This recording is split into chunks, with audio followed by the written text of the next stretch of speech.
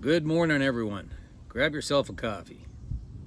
Well, yesterday was quite a day here in the GTA in Brampton, western Brampton. We went from temperatures from close to 40 Celsius to high winds and thunderstorms, and it was just crazy. At the same time, Asia woke up with a rough night in the markets, especially in the semis, which is what I'm highly concentrated in at the moment, and I will not be for long. So, AI keeps moving at lightning speeds. And Canada's trade negotiations are raising some interesting questions. So let's talk about that. Well, apparently, Canada didn't do any negotiations with the US, and Mexico is basically getting the best deals. So we can see at the moment. Well, let's start with the weather here. So we're pushing 40 degrees again. I mean, it is. I just checked the thermostat under the overhang there, and it's 90 degrees Fahrenheit, and I would imagine it's going to keep going up to 100, push 100. Wouldn't be surprised if we see another thunderstorm, break the humidity again, and then go over again. So, Canada Day was canceled, celebrations in a lot of the communities because of that. It was just, we didn't get much rain here. We had a lot of strong wind. I heard a lot of cracking of the old dead trees. Got some, you can see right behind me, and but we didn't get a heck of a lot of rain, which was, I guess, okay. But what else we got going here? I'm just checking my notes. Trade. So the big story, one of the big story I'm watching is the Mexico trade. It's just I don't see Carney doing much. He's basically opted out of everything and heading over towards the Philippines and Europe and all sorts of different places, trying to get little bits and pieces here and there. But I mean, our biggest trade partner by far is down south. You know, that's good coffee. But I guess we'll see what happens.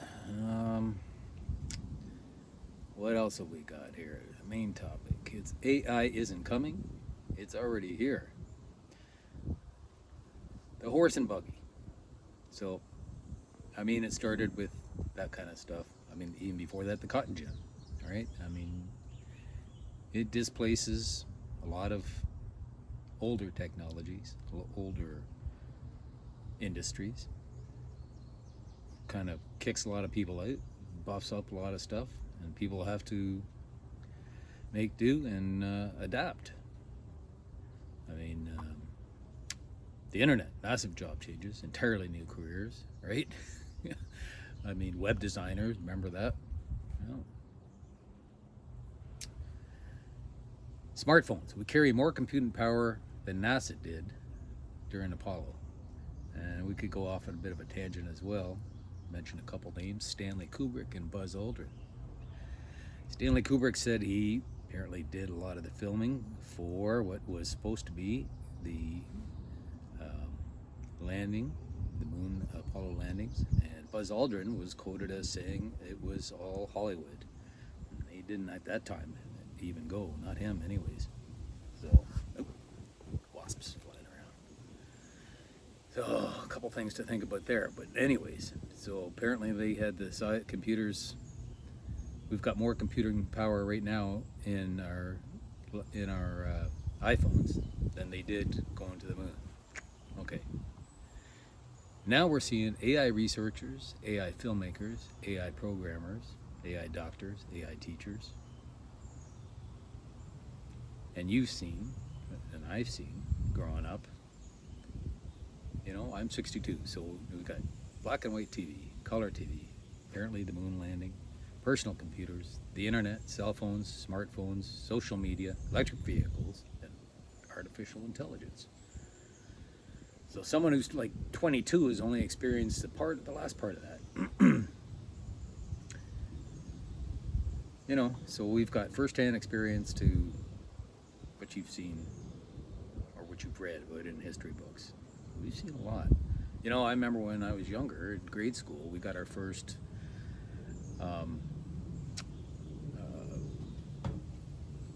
got our first, oh no, the word escapes me, microwave oven. Wow. See, I'm 62. And we couldn't believe it, you know. And I think I was around in grade 5 or 6 or something like that. So around 10. Just, and look what they used to do, my mom used to do before that. Everything was in the oven, on the stove.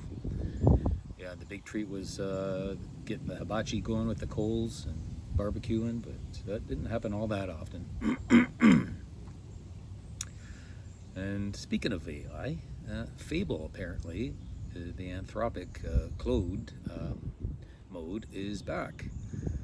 You know, they took it out and saying that it was a bit of a security risk, and now it's back. And I used it a few times, and for the time that it was available before, and it was just crazy. I mean, the computing power, the memory, everything, it's the thought processes of it, just wild, just very, very advanced.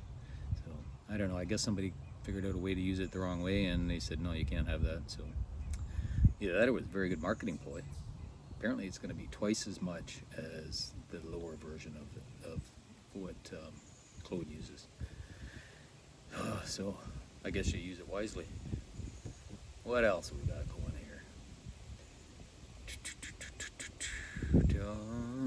Yesterday I uploaded my first YouTube video. So I uploaded the video and I pressed the wrong button. I pressed the short. So I uploaded it. It's quit at 3 minutes. And then I said, oh, I figured that out. Okay, publish that anyways. Published it as a short. And then I pressed the video and uploaded the whole thing, which was about 15 minutes.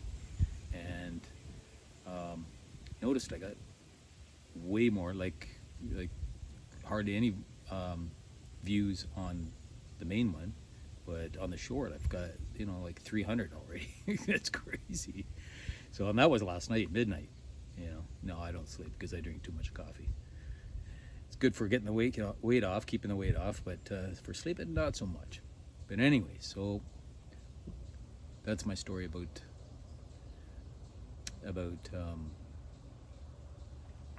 my first YouTube upload experience. Got ants crawling on my feet. Sometimes they get on the deck here, and I'm on the pool deck, poolside. They get up. Anyways, so that's my behind-the-scenes story there. So question of the day: what's one technology that you've seen completely change the world during your lifetime? Let me know, either in the comments or drew@redstar.com or drew@drewredstar.com. So today's takeaway: every generation faces a technology that changes everything. My grandparents saw automobiles replace horses. I've got a picture of my grandfather in Holland, actually, with a buggy, and it's a cheese and bakery stand on wheels and a cart, and he would move that around town and sell his goods. That was my grandfather, and his grandfather was doing the similar stuff. They were bakers and carpenters back in the day.